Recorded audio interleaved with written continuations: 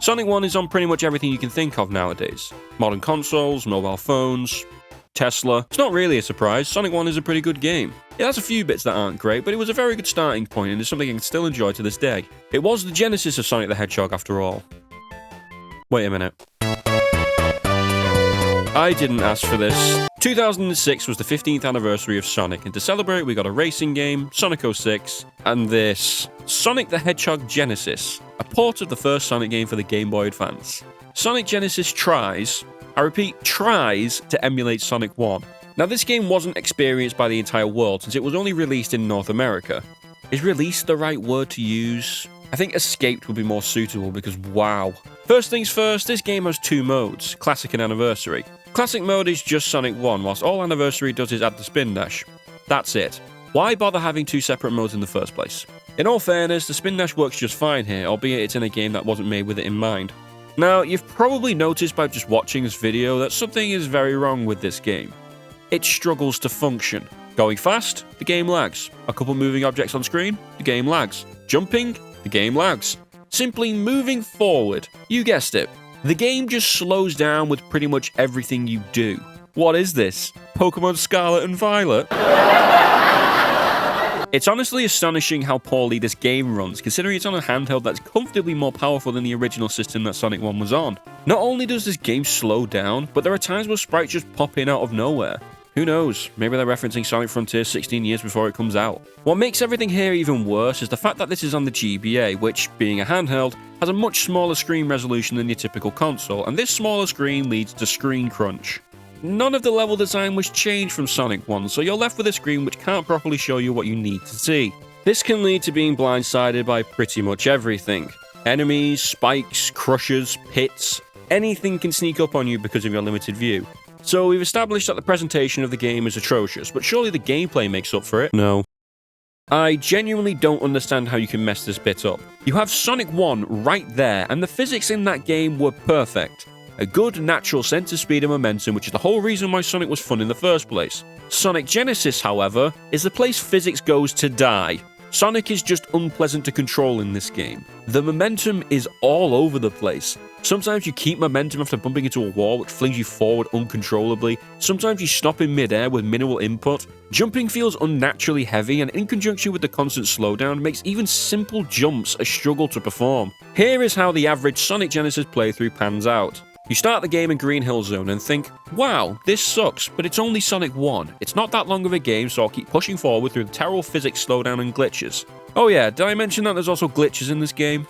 You eventually get to the end of the level and you might have collected 50 rings, so you can possibly enter a special stage. One thing about the big ring at the end of the level, if you don't jump into it straight away, you're not getting it. Sonic just decides that 2 seconds is probably enough time to jump into it. Spoiler warning, it's not. The special stages themselves feel really weird and janky, and the blocks around the emerald may as well not be there with how quickly they break. It's one of the few places in this game where Sonic moves fast. You keep moving through Green Hill and make it to the boss, and the screen crunch here makes almost every boss in this game pathetic. I'm pretty sure the only change that was made to accommodate the screen crunch in the entire game was moving Eggman slightly lower during the boss fights, which makes all the mechanics of the fights meaningless because you can just jump directly up to him to deal damage. The awful physics also means you can keep bouncing off him to easily win. After the first boss though, you move on to Marble Zone, and congratulations, you've just completed the speedrun for Depression. This stage is already slow and annoying in the original, and this game makes it even slower. It is painful to play, and it's not even the worst zone in this game. I'm gonna go a bit quicker now because just talking about this game is making me sad. Springyard Zone really suffers in this game as the weird momentum is accentuated here. This is where I noticed that speed shoes just don't work in this game. The music speeds up, but it doesn't look like Sonic changes speed at all. They can't even get that right. It's also pretty easy to get crushed here, and that's no good. Also, this is Springyard Zone, but the springs don't work sometimes. Remember how we completed Depression in Marble Zone? Labyrinth Zone makes us go through Depression too. I can't think of anything more miserable than this stage. It is apocalyptically bad. Just when you think the game can't get any slower, you take your first steps in the water and chugga, chugga, chugga, chugga, chugga, chugga. This feels like you're piloting a satellite with how slow and heavy it is. Nothing here is even mildly fun. It's just 3 stages of torture until you eventually get through the nightmare. At least there's a bit of a break after Labyrinth with Starlight Zone. Oh, who am I kidding? This sucks too. Sonic's momentum is so bad that he can't gain enough speed to launch off ramps properly, so there's just some parts of this level that you can't access. Also, these seesaws, it just don't look whether they work or not. It's a good thing then that they're not needed for the boss. Did anyone even playtest this game? Surely someone saw how broken this all is. Scrap Brain Zone. This was weirdly not too bad because it didn't take too long for me to clear, but it's still Sonic Genesis, so it was still unpleasant. Especially since Act 3 is basically just Labyrinth Zone Act 4 and the return of Chugga Chugga Chugga Chugga Chugga Chugga Chugga. I said earlier that almost every boss in this game is pathetic. The reason I said almost and not all is because of the final boss. This boss's whole thing is that we have crushers coming from the floor and ceiling. In the original, this is okay. But we have screen crunch here, and yet again, did anyone playtest this? There's no way you can react in time to the crushers because by the time you see them, it's already too late. This isn't fair to do the normal way. Luckily, you can cheese it by hanging out to the left here. None of the attacks can hit you, and you can't get crushed either, so you can wait and take your opportunities to hit the boss. Makes it a lot less infuriating.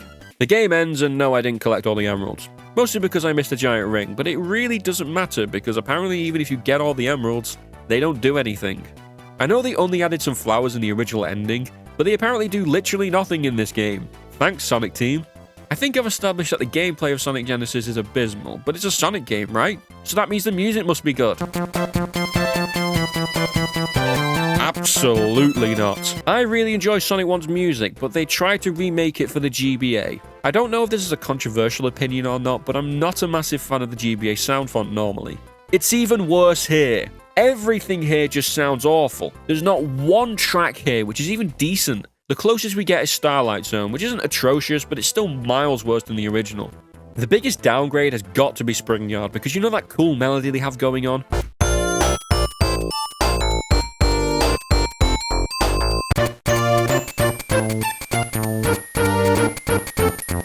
This is just making me sad. You know what's weird though? They have different versions of the remixes played during the credits, and whilst they're still not very good or anything, they're miles better than the ones they use for the levels. This whole soundtrack is, simply put, bad. The ending theme also ends on the brown note. I don't know if you can tell or not, but this game kind of sucks, and I don't think I'll offend anyone by saying that. Normally, every Sonic game has at least a group of people who will enjoy it and will let you know that, but I can't envisage anyone doing that for this game.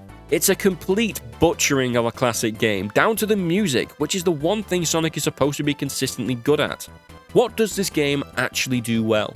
Honestly, I can't think of anything that this game does better than the original. And it's not even just a slightly worse version of Sonic 1. If it was that, it would at least be passable as a port. No, it's so incredibly bad that it feels like they went out of their way to make it bad. This is one of the worst games I've ever played, and probably the worst Sonic game as well. That's not hyperbole, I mean that. At least Sonic games that I'm not a fan of, like Shadow, had some parts where I could have a bit of enjoyment. There's absolutely none of that here, it's just miserable to play.